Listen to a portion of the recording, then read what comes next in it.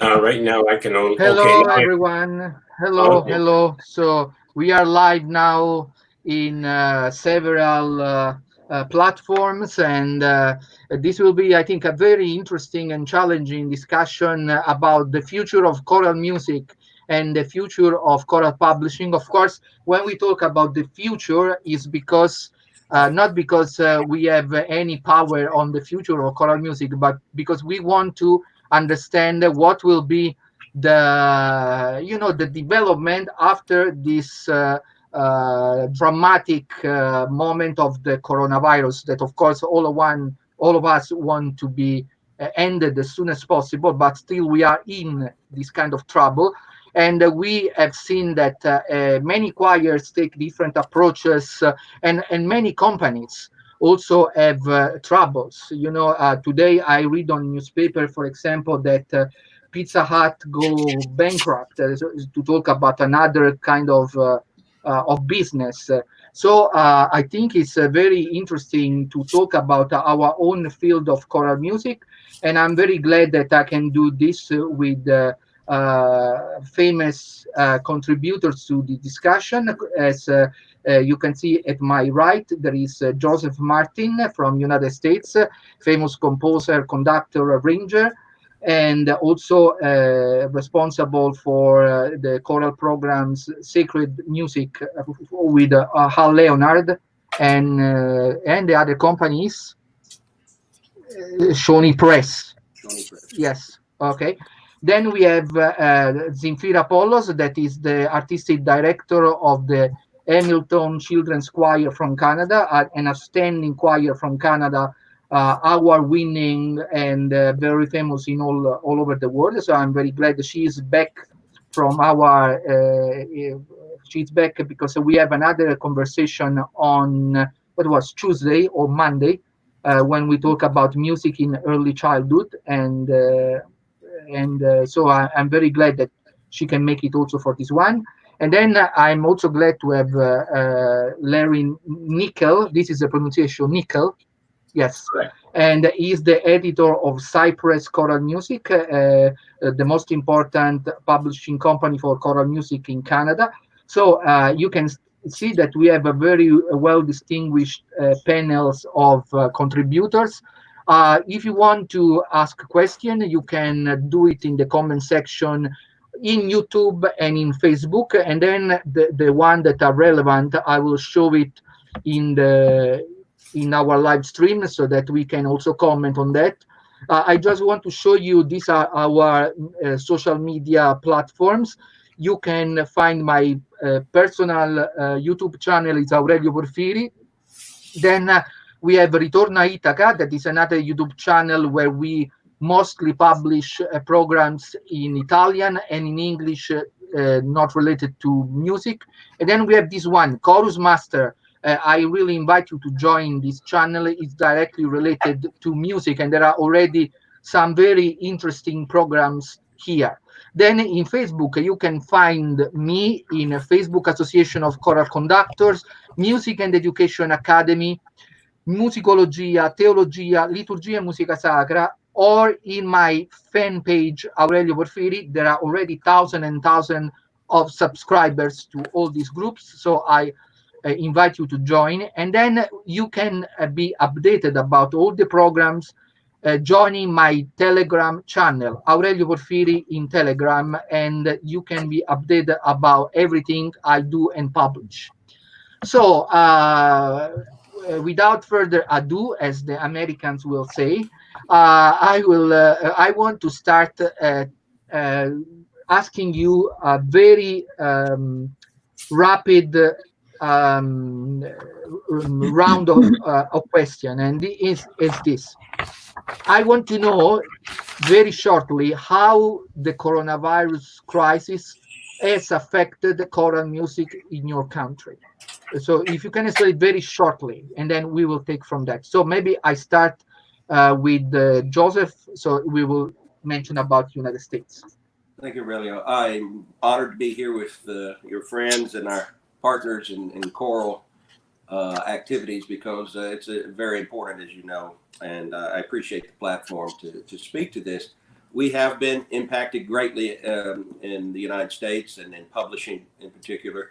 Churches, schools, sheltered in place in most of the country, and consequently, a lot of the performances, which typically take place in the springtime, contest, convention gatherings where honors choirs are featured and end of the year concerts are celebrated. A lot of that did not happen, and quite a bit of disappointment.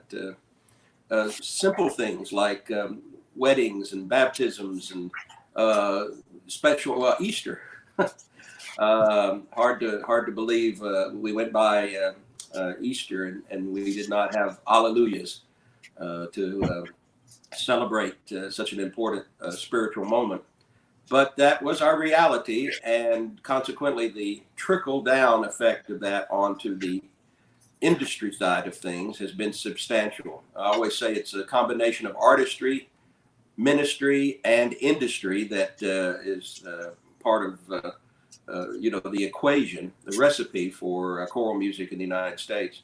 And all of that chain was broken and impacted in a great way. So we're beginning to recover. We're beginning to slowly see some efforts that vibrate music to life, but still big festivals, large gatherings are not happening. And we're in the middle of a very serious spike right now. I'm not sure it's a second wave of the virus, but there's certainly some new concerns health-wise, and that's going to slow some of that progress down, I fear. But it's been substantial. I will not argue that fact. And Larry is in Canada. Yes, I was at an ACDA convention down in Spokane, Washington, at the end of February, and they had to cut the conference short. They told everybody, go home. And I actually had a hard time getting back across the Canadian border. And then I had to go into quarantine for 14 days. But here in British Columbia, we had 2 new cases yesterday, only in all of the entire province. And we have a health minister who addresses on the news every night, and she tells us what's happening, and she encourages us to be nice and kind and safe, and don't forget to wear your mask and watch social distancing. But as you can imagine, this has really affected the entire choral world, because once choirs realized, guess what, we're not going to do a spring concert. We had all this music in our folders and we were ready to give a nice big spring concert, but I guess we're going to have to put that away, and maybe we can do it in fall. So in other words, they weren't interested in buying new music, and that makes total sense to me. Our sales at our company, we normally get orders every day, and right now we're getting very few orders, and I understand it because a lot of people are out of work. And they can't even afford to pay their choir membership fees if choirs started again. Well, if they can't pay, then they can't pay the director. And if they could pay the director, if they could get together and have rehearsals with social distancing, who's going to come to their concert? Are they going to be able to sell tickets? So, I mean, there's this dark cloud hanging over the choral world right now. I don't know how it is in Europe, but I know that people are trying to be safe. And they're waiting for a vaccine. I mean, some people say that people won't start coming back to concerts to hear you sing. People won't return to choir until we've been inoculated and until we've all had injections and we know we're safe to do so. So that is not a very positive report. But I should say that, we have 180 composers. So I just encourage them, keep on writing, because the sun is going to come out again. And when it does, we're going to have this beautiful wealth of new choral music to offer the world. In fact, I've encouraged some composers to write about this experience. Imagine writing a trilogy, like 3 songs. One could be called Pandemic, right? So you could start off with a nasty little motif, which is the virus, and it grows. That's right. And then the tenors catch it, and then the basses catch it, and the sopranos catch it. And it gets faster, and and it sort of peaks. And while the second movement could be about isolation and being bored out of your mind and having to watch TV all the time, that could be like, right, that would be the slow movement. And then the last movement could be something really much more positive and comforting to the soul. So, I mean, we're just throwing around these ideas, trying to keep composers motivated. We do send out newsletters to choir directors, and everybody, you really need to check out Cypress Choral Music, because we have fantastic music in our catalog. And Zimfira Poloz here is one of our curators, and her collection is fantastic. Yeah, and I'm sure. So because you now you are mentioning about Zimfira, so I asked Zimfira. You have a very specific experience running a children choir, a successful children choir, and I'm sure that this has affected you also a lot. So can you explain briefly in which way? This is really difficult. We were preparing with Hamilton Children's Choir. We were selected to sing at the International Federation on Choral Music in New Zealand, IFCM Symposium.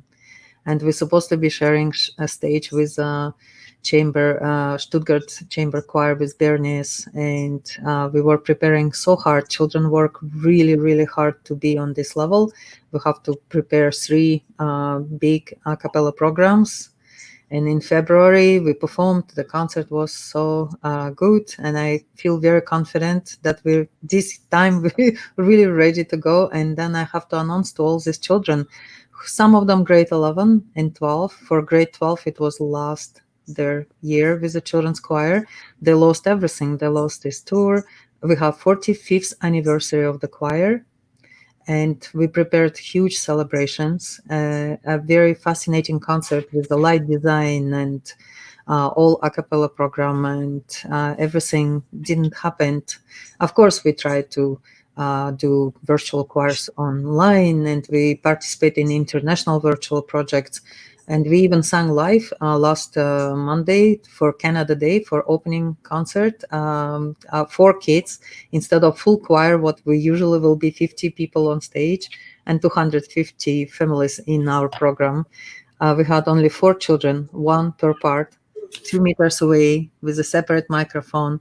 That's not the same experience. This is, yes, we try to keep community, we try to keep everybody together. And of course, as a teacher, I think I can really accent on many positive things as a sight reading, theory, a lot of components we teach, and it really works. But that missing part of human connection and concert and connect with audience and sing song, like sharing their organic sound, it's all this magic is of course not replaceable with any electronic things. Yeah, indeed, I think what you say can be said also for Italy. I mean, of course, all choirs cannot practice whatever is their level or their expertise. There is this explosion of what we are doing now. So basically, in Facebook, I see people I didn't see for years and years, and I just saw them like in this conference. Some of them I didn't even know that they were still alive. But so I was consoled to see that a lot of people I thought was not more alive was still alive and well. So that is something that I think is important to consider. And I want to go one moment talking about this issue, and then maybe you can talk specifically more about your experience with your publishing activities. Okay, so before I want to mention this word, this social distancing. Okay, because social distancing, that is something now we learn to do and learn to respect, is something that to me seems antithetic to choral singing. Is you cannot be social distant and then singing a choir. So and even singing, for example, with mask is not possible. I mean, it's the sound is not the same. So I want to start with maybe Larry. If you can tell me what is your take on this idea, how we can overcome not only the social distancing when we have the vaccine, but the psychological side of this. Boy, I wish I had a solution for that, because like you say, if you're not standing next to people, tuning with them, blending with them. You know, it's really not a choral experience. And what we've seen is many choirs doing virtual videos now, just to try to keep the choir alive. Let's do a little project. Let's experiment with technology. We get the geekiest guy in the whole group, you know. You send him all of your recordings off of your iPhone, and then he pieces it all together, and he does some auto tuning for the people who didn't sing in tune, and he tries to line everything up, and then they put these. You've seen them all over YouTube. So I mean, that only goes so far, you know. After Eric Whittaker did his, you know, it's really hard to compete with that. But our choir, like I sing in the Vancouver Cantata Singers, which is a very fine choir, and we are feeling really hopeless about what to do for the fall. We're just praying that something's going to come along in the line of vaccine before Christmas, and that things will change. You know, I wish I had a more positive response to your question. You know? But probably there is not positive answer, because this is a very troubled situation for everyone. So, Joseph, what is your? Well, it is ironic that the great bridge builder that music is, the way that we connect across our differences, political, national, all the ways that we tend to separate ourselves. Music and art are the things that bring us together and teach us how the same we are. And so I agree with you completely about the idea that social distancing is the exact opposite of what we try to do with choral music. We literally come into the room with many, many differences, age and race and politics and social disparities of every kind. And within seconds, all of those differences, we began to breathe together. We begin to coordinate our lips and sing great truths as one voice. And so out of this many, we become one sound and one voice, and that is irreplaceable in the human spirit, in my opinion. So I agree with you that this is an amazing time to consider that music could be speaking so deeply to our concerns and our anxieties and all of the things that we see that the world is experiencing. And yet this virus has stolen that opportunity. It's wounded our alleluias. And we have such a challenge to us to try to figure out how to redeem this period of time and how to put it into productivity and how to lay the groundwork for a future crescendo of positive praise that's going to come from this. Because when something is forbidden, when something is kept from us, it becomes more important. It becomes more precious.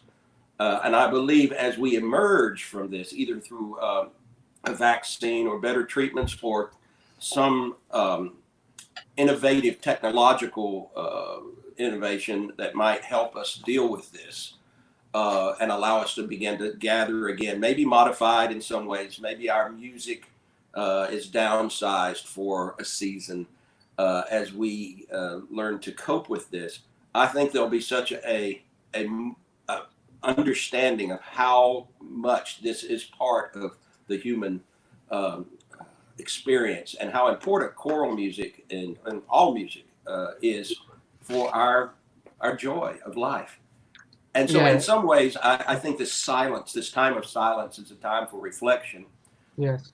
And a time to deepen our appreciation, our heart of gratitude for our teachers, for our performers, for people who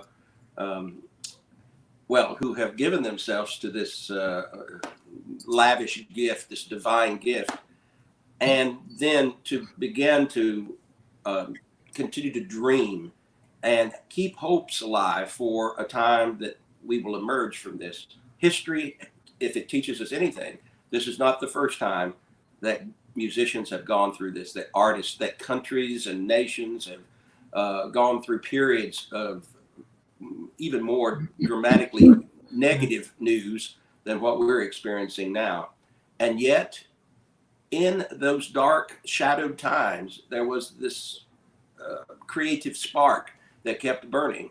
And I think our jobs as publishers and as teachers and as conductors and encouragers of music, those of us who are keepers of the song, we have to keep that message going out. And it should be a realistic message, but it's hopeful because history teaches us it's hopeful. There have been pandemics, there have been wars, there have been injustices, more than we can count. And yet music helps comment on that. The creativity that comes from some of these times has created some of our greatest artworks. And I believe, as Larry mentioned, to keep the composers writing, even if it's commercially difficult, and it is, it's going to be a period of time where we don't celebrate that part of our ministry, artistry, industry equation. The industry is going to have to endure. But I do believe that something good and shining will come from this dark time if we can keep our spirit strong and realize that history teaches us this will pass, and we will emerge enlightened and more energized to create great music again. May I just comment on something Joseph said? Yes. Yeah, you know, the world has had these catastrophes. I mean, you remember 9/11. But what happened was the musicians and the choirs, they all stepped up to the plate at that time to bring healing and comfort to the world, right? So you're talking about, you know, the world has been through, you know, one catastrophe after another.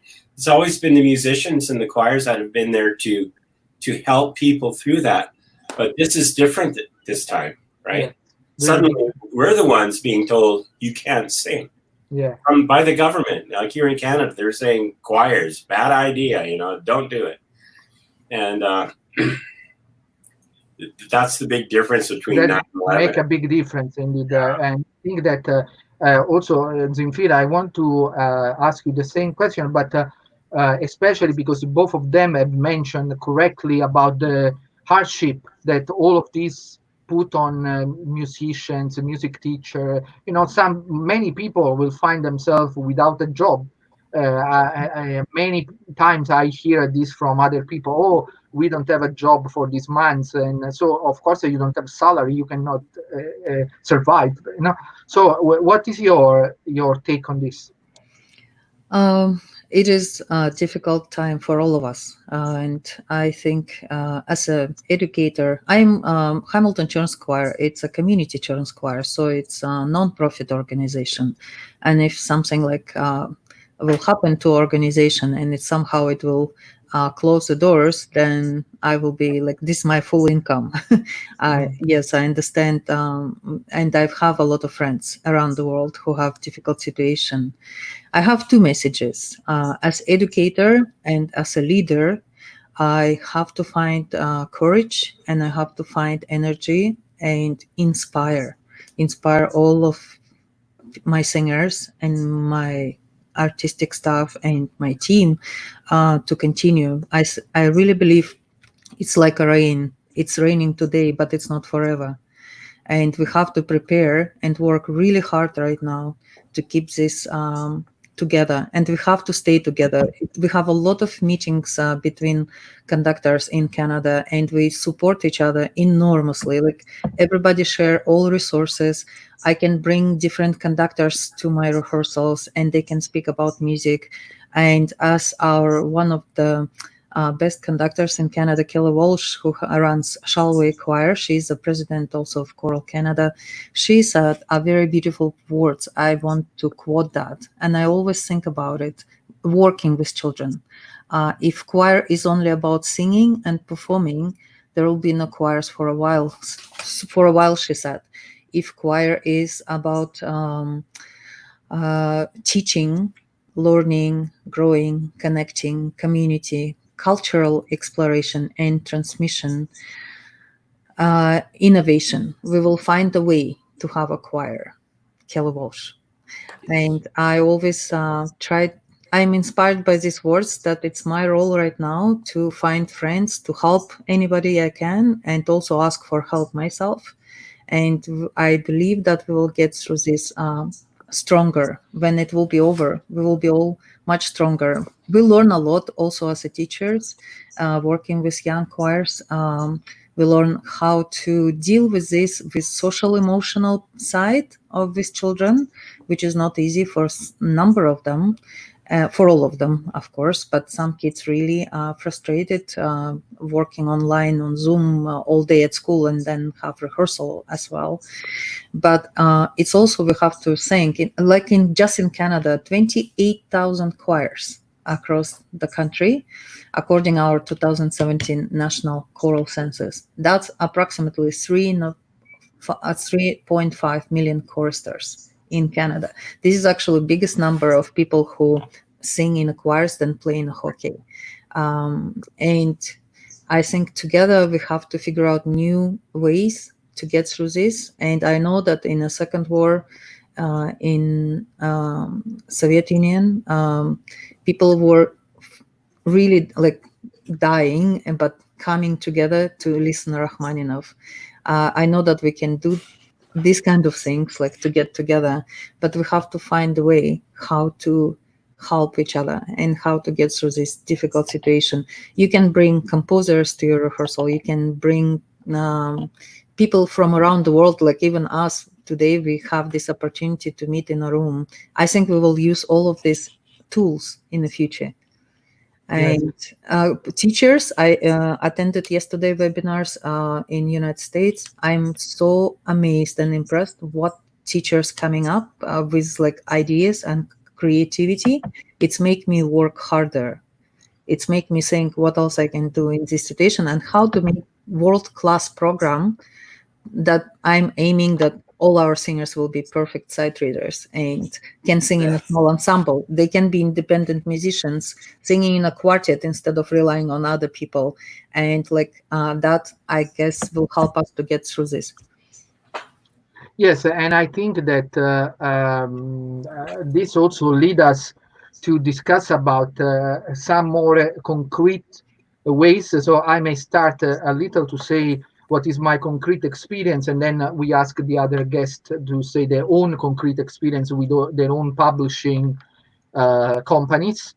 For me, I have a book publishing company where I publish books of several kinds, and I have maybe 20 or 30 writers that contribute. So I publish my own books and publish books by other people.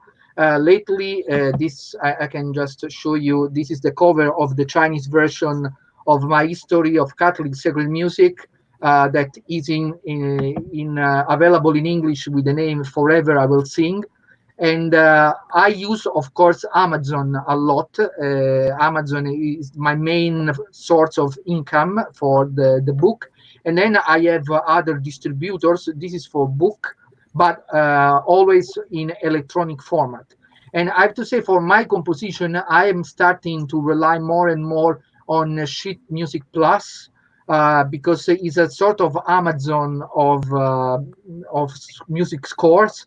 And I am more and more thinking that we are going toward a more digitalized way of selling scores, because it's easier. I can write a score today, and then you can buy it after 10 minutes. I put it online if you download it from. You don't have to pay the mailing. And of course, I know all the good, beautiful things about the beautiful scores. I mean, there are pro and con. I mean, I know very well. So I see that all of this will bring us more to more digitalized a way of dealing with choral music and with other kind of publication.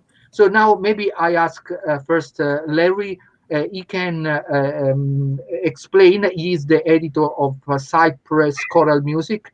So you can tell us also how you deal with this issue with your choral music. I put on the screen your okay.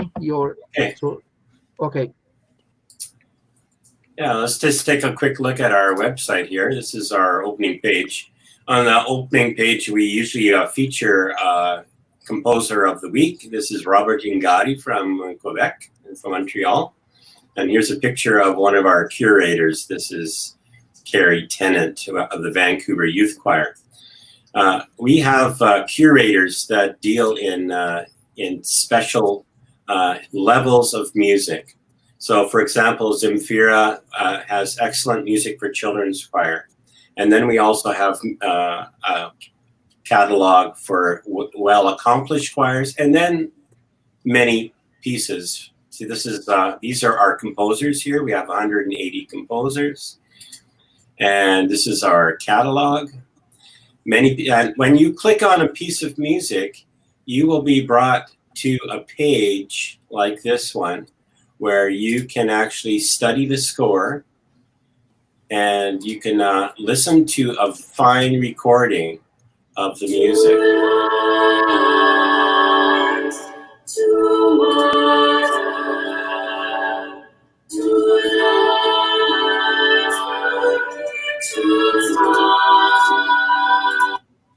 So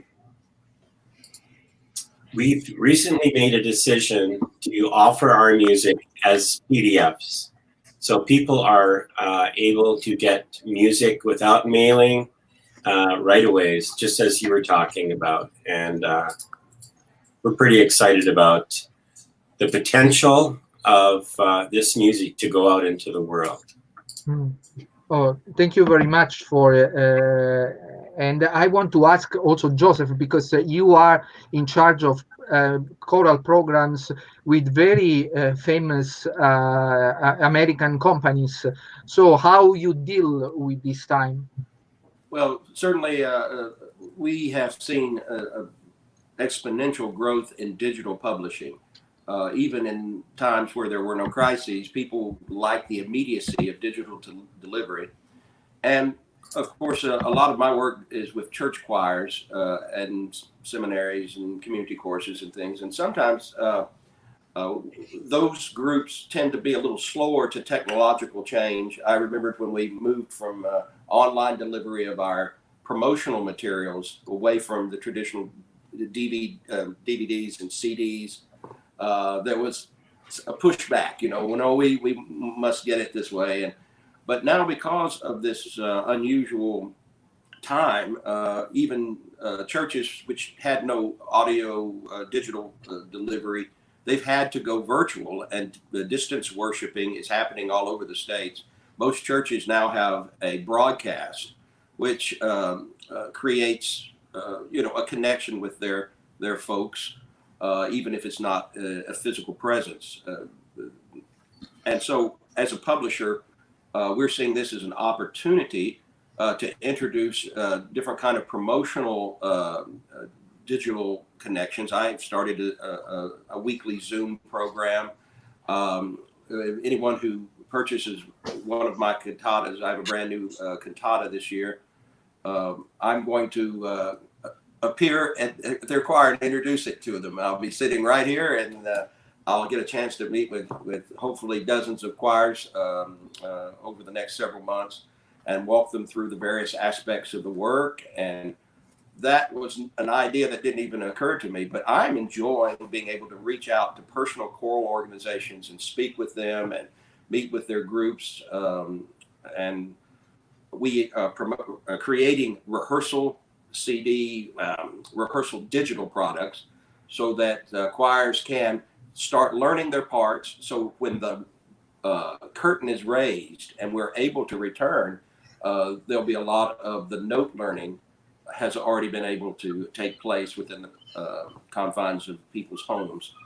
So there are opportunities for publishers here. We have immediately pivoted to digital publication of things like solo books, solo vocal books, small ensemble materials, as opposed to the huge festival things, because we know those will be the last things that return. The first thing out of the gate will not be 5,000 voices in a closed space. There will be materials for smaller choirs will be needed. And so we've begun to prepare for that. And some choirs are doing, our sanctuaries in Texas, for instance, are quite large. And a lot of times groups can come together with social distancing and and masks, and at least be able to, within a good degree of safety, begin to rehearse a little bit and at least gather with that all of the different things that have been required of us. So we want to be prepared for that, I guess. I want to, sorry if I interrupt you, because I want to ask you, me and Larry, we mentioned about this opportunity of offering the score in PDF instead than in actual paper, So how do you see this change? Because I think this change was already going on before, but For I us, can see, yes. yes, but I can see that this situation have, put like is a dramatic shift for this kind of.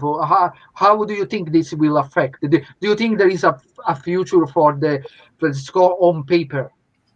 Oh, yes. I don't think it's going to go away. I think they'll both exist for different reasons. Just as Kindles and virtual delivery of books has not gotten rid of people holding on to hard books. I mean, I don't use a Kindle. I like to hold the book and read it. But we've discovered that, I mean, everybody was saying that's the end of that. We'll never see a hard copy book again. I do believe that music, digital only is probably not something that's coming.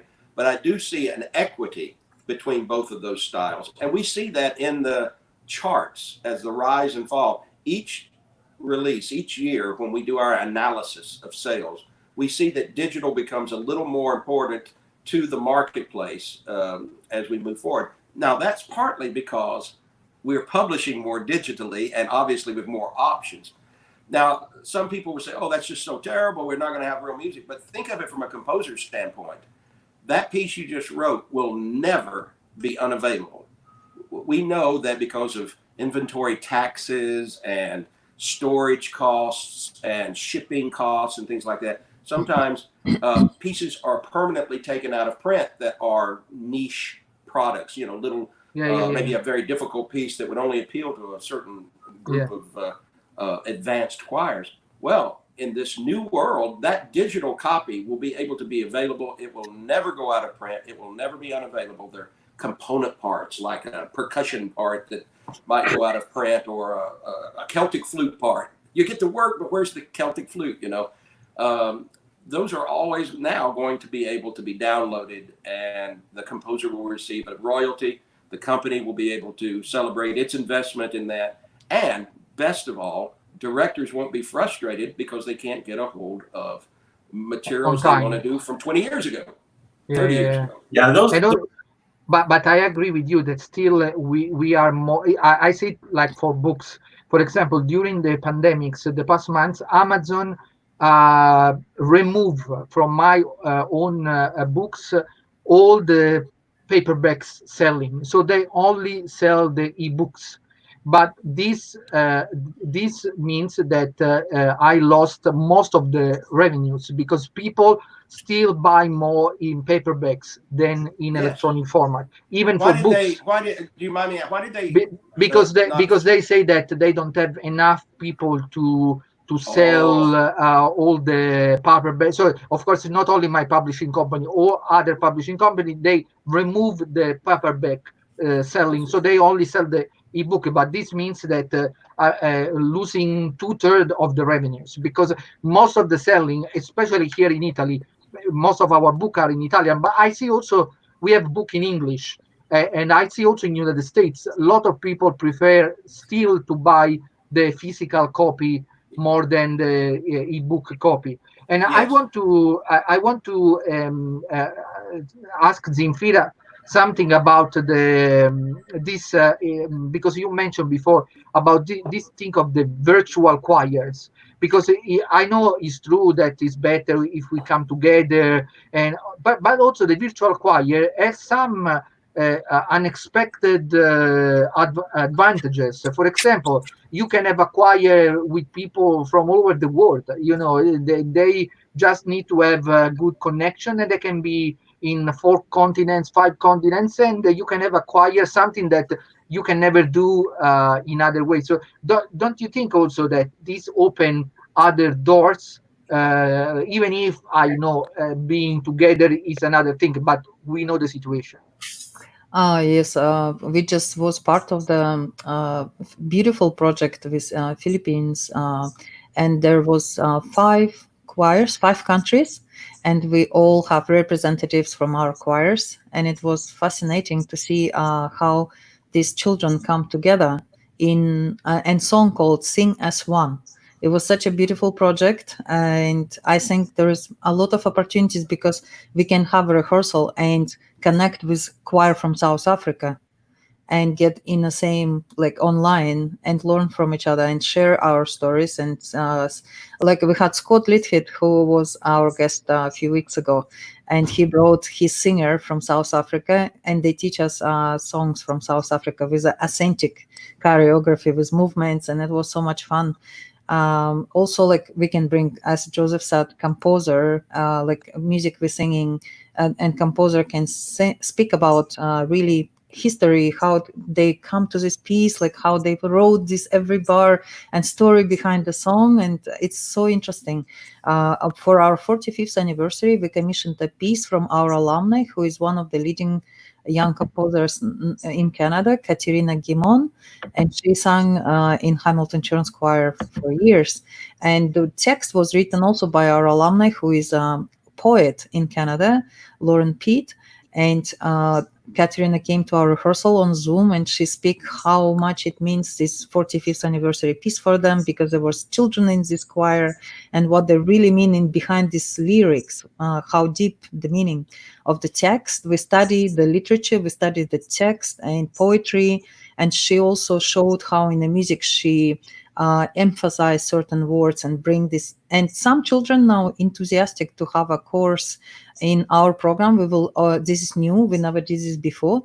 We would like to do some composition course for young singers to just to get the basics, how to do this, and they are curious about it. So it's pushed me to be creative and get out of envelope. So we're thinking a percussion, because we have a lot of pieces with a voice percussion. So maybe like even beatboxing, like how to do this, like, and we can invite people like pentatonics. So like it's open, like, because we had already few sessions with Voices 8. They created now the program for choirs, and they produce on YouTube a link, like teaching short songs, and we can sing with Voices 8. Hey, like we never dream about it before. Yeah, so I really think that of course, before we share about the bad side, of course, no one like to live in a pandemics, but we are this. But also there are this other side. So I want to know first, Larry, what you think about this? The fact that these virtual choirs can open completely new ways, also for publishers, I think. That's right. I mean, I don't think choirs are ever going to be the same after this year, because we've had to become inventive. We've had to try new ideas, like Zimfira is talking about. And, even when choirs get back on the road like normal, we'll have these extra tools. We'll have extra ways to do things. And I know that there are some composers that are writing for virtual choirs, specific, like 8 voices. What can you do with 8 voices that would be really interesting to watch and listen to on YouTube? And, there aren't too many composers that are getting commissions these days. But so I encourage composers, offer yourself to choirs at no charge, just to keep yourself busy. Just say, would you like me to write something for you? I've got all these great ideas. What do you think of this idea? Would you like to make a virtual video out of it? And that's the way I tick. Not every commission needs to be money. Just we need reason to get up in the morning. We need something worthwhile to do. And if it's thanking God, and a lot of your music, Joseph, is about praising God. We should be praising God like crazy right now, right? Yes. You Yes. know, you know, I want to mention something about what you say about praising God, because you give me the opportunity. Here, this is Professor Guido Milanese that is following our program. He's a musicologist from Genoa, but teaching Milan. And I want to mention, because with him we have already several programs, and we will have one probably on Monday on the offertory of there is a nice book published in the United States called Inside the Offertory by Professor Rebecca Malloy, I think is the name, and we will talk about this topic of the origin of the offertory in the Catholic liturgy. So for everyone that is listening, please follow us, because we are continuing to do program of this kind, and of also other more historical and more on the specific topics. But I want to go with Joseph continuing to talk about this topic of the virtual choir, because when we talk about the virtual choir, we need to talk also about the problem with technology. So a good virtual choir need that there is a good, strong connection, and that the sound can be. So how do you see the future of this? There are companies that have grown up, at least here in the States, which are helping churches who may not have the technology to bring their choir together for this virtual choir experience. EasyChoirMusic.com has a whole page of guidelines on what to do it, and they even offer a program where you can bring your choir members. They can send their raw data to them, and they will assemble it in a very pleasing presentation. Virtual choir, and there are various levels of service there. Some with very fancy mixing in with pictures and scriptures, and it floats about, and then some basic ones. And each singer pays a fee, and that is mixed, and it's like this. EasyChoirMusic.com. The gentleman that's a very well-known composer. His name is John Parker, and he's a lyricist primarily, and very, very respected. And he started this in lots of smaller churches who may not have somebody who knows that technology, the different softwares that are required, or they may not have the finances in order to get all of that equipment and proper mixing boards and things like that. I don't even know what. That's above my head as well. But I'm actually working with them on a virtual choir for a reunion of all. I go to Europe several times a year with choir tours on a program called Journeys with Joe. And so we're going to bring together all of our alumni, because all of our tours were canceled. And I said, let's bring together, we'll sing one of the songs we always sing when we go to Europe and sing in the cathedrals, and partner with choirs in Europe. We have several songs that we repeat every year. And so we're going to do a virtual choir. They're going to put it together for us. It's people from all over the country, not one area.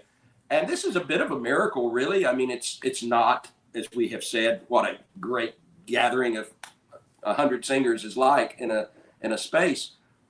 But it is what we have right now. And sometimes roses bloom in the most unusual places. And so this is a way that we can reach out. I'm reminded that as a pianist, my training was completely in piano. I was going to be a concert pianist. And so many pianists, their history books are full of injuries to the hand. People who've lost arms in the war, and that gave birth to the concerto for left hand. If I forbid it, Lord, that I would break my hand and not be able to play again, I wouldn't stop being a musician. I would figure out how to move around the problem and try to create different types of ways that I could speak my truth through what my limited little gifts are. And I think that's what we have to do as a big culture, as a publishing culture, as teachers and performers. We have to learn how to deal with what we've been given here and bloom. And even though it may not be the peak of what our dreams are, we've got to put one foot in front of the other and begin to make beauty happen. And that may be electronically, it may be digitally, it may be teaching our students, as Zimfira said, which I thought was fantastic. Have them, wouldn't it be great if your entire choir learned to play the piano over this break? Because they would be so much better sight readers and they would understand how to play their parts at home and learn that way. Or if they really learned theory, learned how the piece was brought together. The next time you gave the downbeat in person, to have that information in that choir, that advancement. Because we're always so busy learning notes, rightfully so. We've got competitions, we've got concerts, we've got worship services. We don't ever have a time where those things are not front and center. Maybe this is the time to deepen our educational opportunities. And as publishers, virtual choir, educational, pedagogical materials available digitally can be a big part of the solution, I think, to move forward. Yeah, and also I want to mention I know already, because some of our viewers they say hello, and we have from Portugal, Australia, UK, America. So we have viewers from all over the world, and I encourage to say hello in our comments and to tell us from where you are viewing our program. But also I want just to share with you. I always mention this. But already what we are doing, for me, it seems a miracle. You know, we are like before. Probably I would never think to start organizing this kind of programs where I get together with people from US, Canada, Australia, Europe, Asia, and we can discuss like we are in the same room. So I think this is also a really big opportunity of for growth for all of us. So don't you think that these also open new ways? You already mentioned a little, but not only for choral singing, but also for how you say, for formation. You know, how we can really change. Like if, for example, I make an example. If you have a program with Joseph Martin, for example, you can meet with Joseph Martin, but he can invite an expert from Asia, one other from Australia, or wherever he wants, and contribute to a better understanding of certain pieces or certain skills. So what do you think about this? Maybe I start with Joseph because I mentioned him, and then we will go beyond.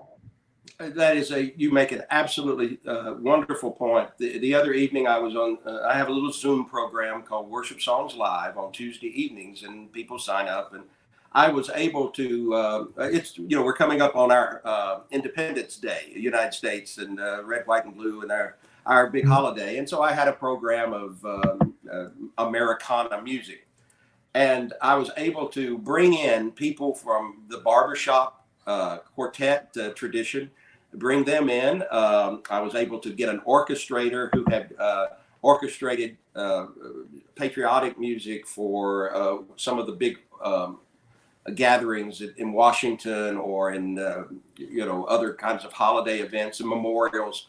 And I've written several pieces for those national events that have been presented.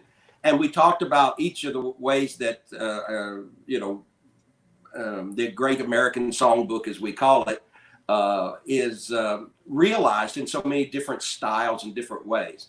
So again, this technology, we have people who come to that show from Korea. That's a big choral mecca right now. Great Korean choirs from Australia and New Zealand, of course, and the Philippines.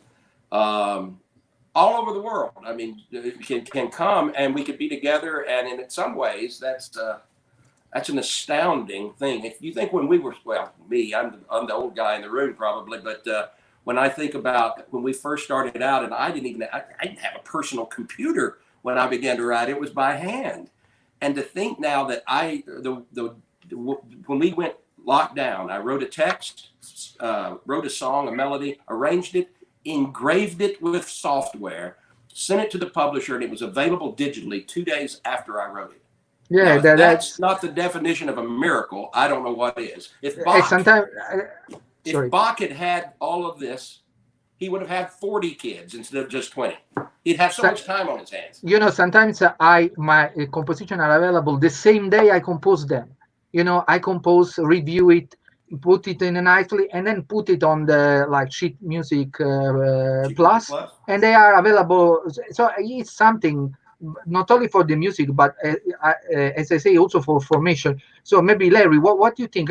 For example, as a publisher, now I'm sure you also organize, I don't know, workshop with your curators. They can explain to the people about the pieces, the difficulties. So this time you can even have curator if you want, maybe in other side of the world. If you, because it's so easy to communicate through the technology. So do you think this is a good opportunity for a publisher? The one thing that Joe hasn't mentioned is that if you get a digital copy of something, it's easy to make other copies of that. Yeah. And so if a publisher but if you get a hard copy, you can also make copies of that, right? Yes, that's right. But for example, until this year, you could only get our music in hard print. So that would mean that if you see somebody using a Xerox copy of our music, you know that it's an illegal copy. I adjudicated a choir festival last year where 6 choirs were disqualified, because they purchased 3 copies of a piece, and there were 60 singers in the choir. So, I mean, that's one of the negatives of digital distribution, right? Very bad. But sorry to tell you, I agree with Joseph that is the same problem with the printed copy. I mean, when I even in Italy, I have to tell you, I am in many groups like that deal with sacred music, church music, and they all say, "Oh, do you have a copy of this piece?" And you can have a paper copy, and then you can make photocopies. It's I think the same kind of issue. So the point of the digital is that you may have, like I'm sure Leonardo, you're publishing, you can set the minimum copies number, and then at least you get something from there. We always are losing. That there is no way that we can say we get exactly the money for the performance. We are always losing, but at least we can lose a little less if you say the minimum number is 10. So at least you get that $20, and you know that there are certain part of the world where this idea about respecting royalties, copyright simply is not there. I mean, you can do very little. I always mention, and then I asked Zimfira about this, but I want always mention when I was in Macau, and there was the choral competition in Macau for the school. And when I go there, before, now I'm sure it's different, but years ago, they don't even put the name of the composer of the piece that they were performing. But it's not because they are not want to be disrespectful. Simply, there is another idea about the ownership of something, not to imitate without giving so it's really, the world is a very big place. So an American and an Asian, they have a very different understanding about what is a copyright. Certain part of Asia, not all Asia, but certain part of Asia. So Zimfira, I want you also to tell your opinion about this. First of all, that was 14 weeks of my personal learning. I visited about 50 webinars, and I were able to see amazing people from around the world who were doing presentations. I did some myself. So, for example, in Malaysia, Young Choral Academy with Susanna, it was incredible. 300 people attending from every possible country, and people ask questions, and we share all this information, and it's a series of workshops for conductors. I almost feel like it was a luxury to hear what people saying from every part of the world. Zimfira, sorry. So you told me the other time, that you mentioned about the conference of Chorus America. Yes, and Yeah. Chorus America is just recently run in the United States, and I heard from organizers that the attendance was 3 times bigger than at normal times because people had. I think they will keep this now. Even you can go in person. There is opportunity for somebody who was busy and couldn't do that trip for different reasons, having concerts or busy at this time with your programs. You still will be, I think it's opportunities, still will be able to attend virtually and Yeah, hear it's a lectures. great thing, because people that don't have the money to travel, that some people Yeah, it's very expensive to go to United States or to Europe or to Canada, but they can pay a fee just for the participation, and they can get all the content wherever they are. I think this is a great opportunity, really, frankly. I can see only the good of this. Is anyone doing? I didn't mean to interrupt, but you're talking about virtual and digital publications and all that, and copyright. Are you seeing any publishers going to subscription model publishing, where like Netflix or you have your entire catalog and you have access to it and you're able to uh, download these and it's more trackable? To Larry's point about copyright issues, is anybody seeing that? Maybe Larry Because it's a can. little bit like Chorus America. You can actually get the material but not be there and access education and festivals and things. Is any of that happening on where you all are? So no, Larry, maybe you want. that will be great idea, I guess, because it is opportunity. But I'm not aware. But I learn new things through webinars. That there is a synchronization license, and because of this, all new things happening, and it's so fast happening. There was at first no rules, but now YouTube, if you post any piece by composer, there is a synchronization license which should be like paid some percentage to the composer and I to the publisher. I guess it's we have to learn all new rules now as well. And Thank Larry, you. you want to add something about this? Well, I was just thinking that if somebody writes us and said, we would love to do one of your songs with the choir, make a virtual video and put it up on YouTube, we don't charge anything for that. And we don't ask for money because as far as we're concerned, it's free advertising. And as long as they include the name of the composer and the sheet music is available from Cypress Choral Music and click here to get it.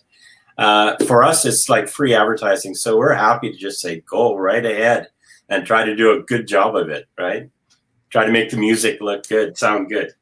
Also, because what is the point? As I was looking a few days ago in YouTube, one program with Stephen Colbert, and he was mentioning about YouTube, and he called YouTube the infinite, because in YouTube you can find everything. I mean, for me, it's very difficult if we want to stop people to put these kind of things in YouTube, because it's not possible. Simply, you should have. But what we can do is try to use this on our own advantage. I want to introduce one more thing.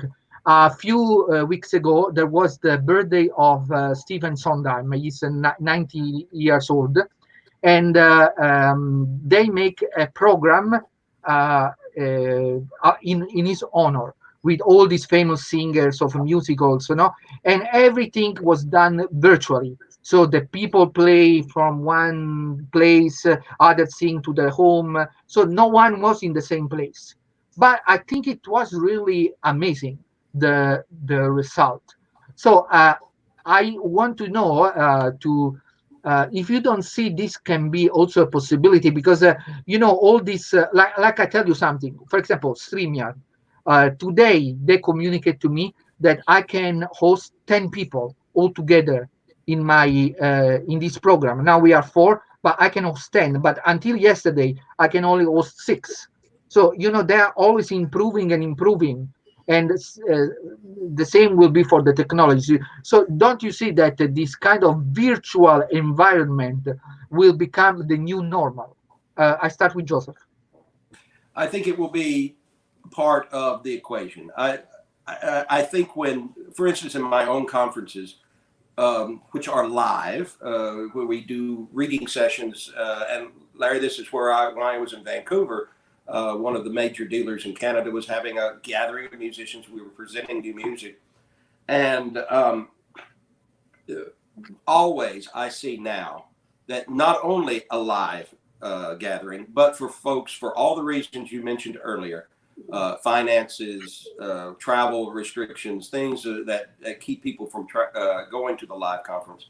I think virtual will be part of it. All of my conferences now are going to have an enrollment for your live attendance, and it will have an enrollment for your virtual attendance, so that we can just count on that. My daughter's a videographer, and she is very, very busy right now because people are planning on using visual and digital downloads and streaming to expand their audience, to their reach. If we have an average of 100 people at an event, it's unlimited what a virtual version of that conference could actually reach.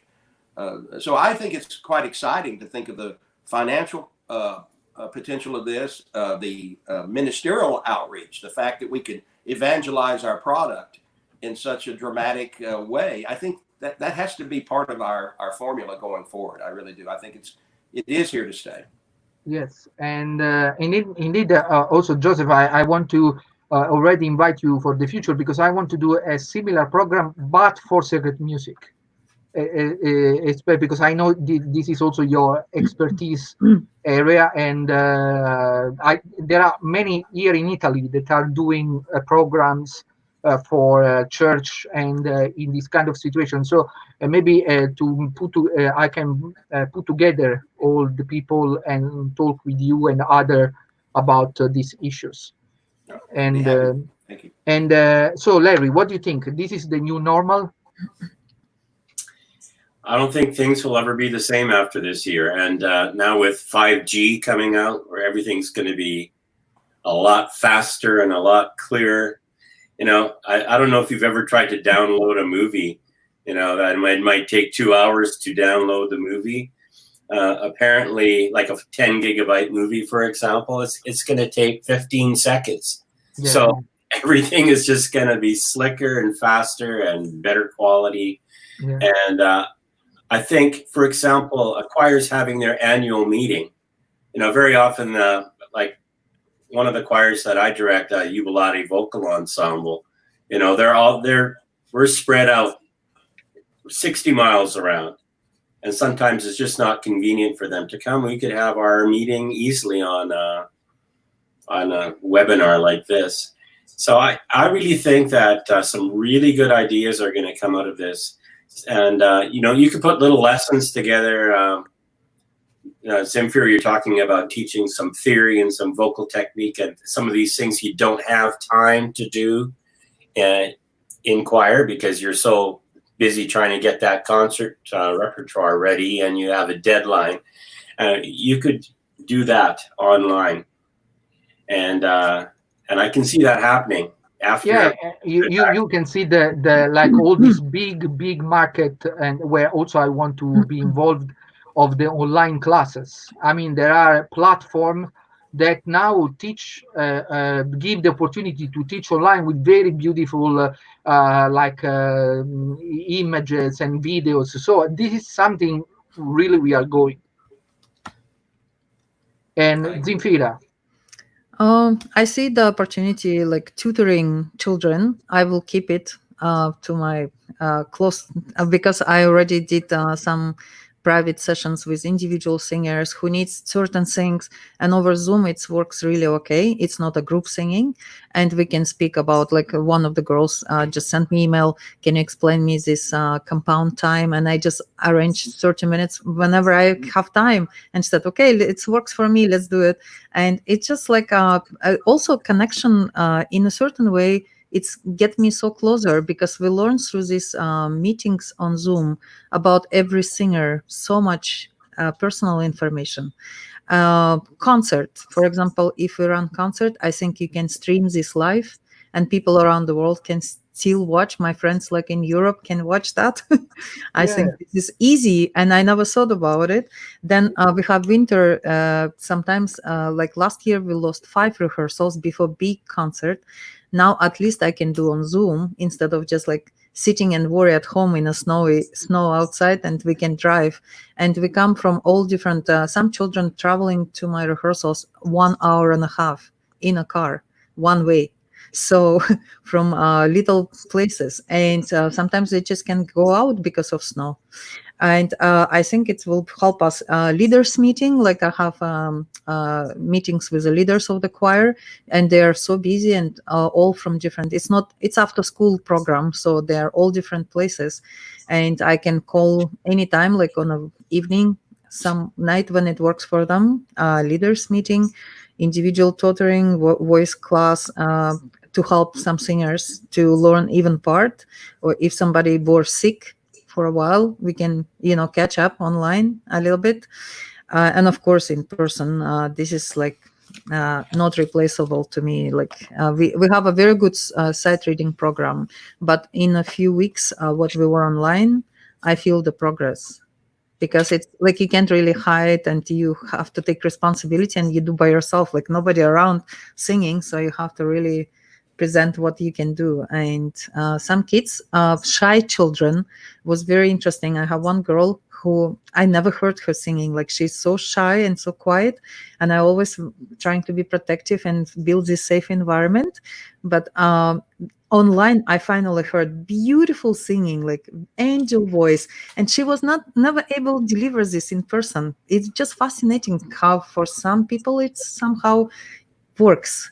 And now I discovered this angel voice, and she was one of the 6 singers in Philippines project. Yeah, and I think Aurelio, yeah, please.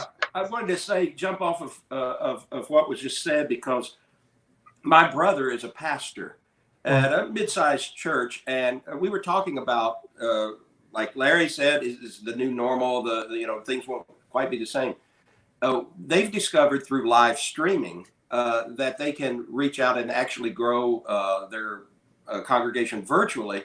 And when things return to normal and they come back to churches, they will. Some of the elderly people who might be vulnerable in even normal circumstances, or people who just get sick, can still access their community of faith through distance worshiping. And as we get better at presenting worship and musical events and all of the different things involved in spiritual gatherings, I believe that might be a great ministry to people beyond the walls of your sanctuary. And so this may create a new sacred art form on how to celebrate our faith tell old truths in new ways. And indeed, I want to say my closing remarks, and then I want from you 1 minute each to say some closing remarks on this. And my closing remark is about really our previous video, the one where there was also Zimfira, and then we talk about music in early childhood. And I go and look the video 2 days later, and already more than 1,000 people have looked that video only 2 days after. So it will grow and grow. So it gives opportunity so big to reach so many people that probably no conference in person can really give you a part of the very famous one. So you can get potentially thousands and thousands of people. So of course it's never like meeting people in person, but still it's opening to us some possibilities that were probably unthinkable only before. So this is my closing thought, and then I want to hear Joseph. Well, our calling has not changed. The challenges are real. We have to be safe. We have to be loving to the people that we get to lead in music, either as publishers or directors or teachers, ministers of music. But this storm will soon be over. It will pass, as we have seen from history, and we will gather again and sing. And I just challenge everyone to stay faithful and positive as much as they can, be informed, make the decisions you must make, but also remember you are the keeper of the song. You're the one who's caretaking this unusual time. It's a challenge. It's a sacred calling. And I believe if we're faithful to keeping our eye focused on these principles that we've talked about today, there'll be a wonderful rainbow at the end of this storm, and we'll all get to go outside and play after the rain. I really do believe that that day is coming. And I'm so grateful for everyone in this the conversation and for you facilitating it so that we can courageously converse about these things and be confident about the future. That's my dream and my prayer for today. Thank you. Larry? Yes, Joseph and you and I, we love to write music that glorifies God. And I read a quote recently, which is really neat. We are not human beings having a spiritual experience. We are spiritual beings having a human experience. And if you look at all of this through the eyes of God, it is nothing but a little teeny blip on the horizon, right? So if we can think in spiritual ways and ask God, I mean, we should be praying about this, how can we best serve our composers? How can we best serve choirs? And the Lord will give us answers that we need. Thank you very much. Zimfira? First of all, thank you, Aurelio, for bringing us together. Was fascinating discussion. I enjoy every moment of it. And I am so grateful to come together because I think that's what it is. I totally agree with Joseph and Larry. And your remarks that we have to stay positive. We have to stay strong. We can't put our hands down. Even some days you feel miserable. Don't. This is our mission. This is being a leader in such a pandemic time. I think sometimes people start thinking narrow, and it is stressful, but we have to really outcome this. And if not us, who will? So we have to really find this energy and strength and positive emotions and stay together around the world. That's what I do. Like, I contact every possible person I know. I go to every webinar. I ask questions. I am also concerned that doctors in Canada still, it's not scientifically proven how dangerous. It's all anecdotal, in a way, stories, what I hear, but there is no proof, as many doctors I ask, exactly how much virus this singing carries. So it's not proved yet. And it's let's hope that it's not as dangerous as they assume right now, to be safe. And I'm waiting for this more. It's a gap of scientific knowledge, in my opinion. And hopefully it will resolve sooner than later. And not just assuming that because 3 choirs had this situation in different countries, that's the reason was from singing. Maybe it was from spending time together, sitting at the table and hugging each other and handshakes, and not so much from singing. So keep singing. We will be stronger choirs. Oh, thank you very much. And I want to thank you all. I ask you just to wait a few minutes after I finish the program so we can say goodbye in private. And I want to thank everyone that is following. I can see from the comment we have followers from all over the world, and I'm very glad. Please be always tuned to our streaming programs so you can know all the programs that are coming ahead of this. Thank you very much again, and we will see you all soon. So thank you. Bye-bye.